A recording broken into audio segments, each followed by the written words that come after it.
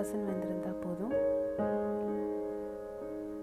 ஆரம்பிக்கிறதுக்கு முன்னாடி 7 cup rice wash பண்ணி சோக் பண்ணியிருக்கேன். அதுக்கப்புறம் உடனே ட்ரம் எடுத்து ஹீட் பண்ணி 400 ml ஆயில் ஊற்றி பட்டை, கிராம்பு, ஏலக்காய், பச்சை மிளகாய், 1 கிலோ வெங்காயம் போட்டு வதக்கியிருக்கேன்.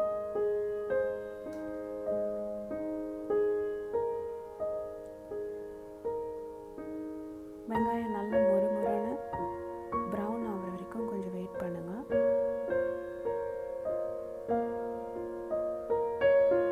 இப்போது இந்த ஸ்டேஜில் 1 கப் இஞ்சி பூண்டு பேஸ்ட் போட்டுக்கோங்க. பச்சை வாசனை போகிற வரைக்கும் கொஞ்சம் காத்திருக்கணும். ஒரு கையளவு புதினா, கொத்தமல்லி எல்லாம் போட்டுக்கோங்க. 2-3 டீஸ்பூன் மிளகாய் பொடி. இப்போ 2-3 டீஸ்பூன் உப்பு சேர்த்துக்கோங்க. 1 கிலோ தக்காளி சேர்த்துக்கோங்க.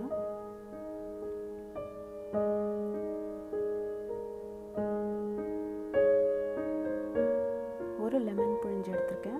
1 கப் தயிர் எல்லாம் சேர்த்து நல்லா மசாலா கிரேவி ஆகிற வரைக்கும் கிளறிக்கோங்க. எண்ணெய் மேலே விடும்போது கிளறி விட்டு வேக வச்ச மட்டனை போட்டுருங்க. ஒரு 5 நிமிஷம் மீடியம் ஃப்ளேம்லேயே இருக்கட்டும். ஹை ஃப்ளேமில் வைக்க வேண்டாம், பிடிச்சிக்கும்.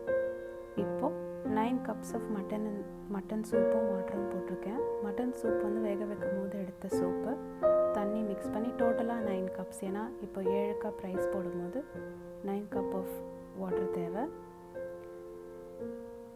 7 கப் ரைஸ் போட்டு லேசாக கிளறி விட்டுக்கோங்க. இந்த ஸ்டேஜில் நீங்கள் உப்பு காரம் பார்த்துக்கலாம். இதுக்கப்புறம் பார்க்க முடியாது. ஒரே ஒரு பாயிண்ட் கறிக்கணும். க்ளோஸ் பண்ணிவிட்டு ஒரு 10 மினிட்ஸ் விட்டுருங்க.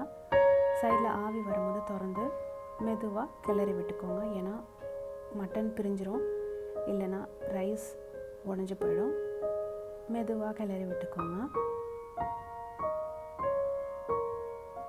இந்த நேரத்தில் கிளறது ரொம்ப முக்கியம். அப்போ தான் அடி பிடிக்காது. 20 நிமிஷம் சிம்லே விட்டுக்கோங்க. இப்போ ரெடி.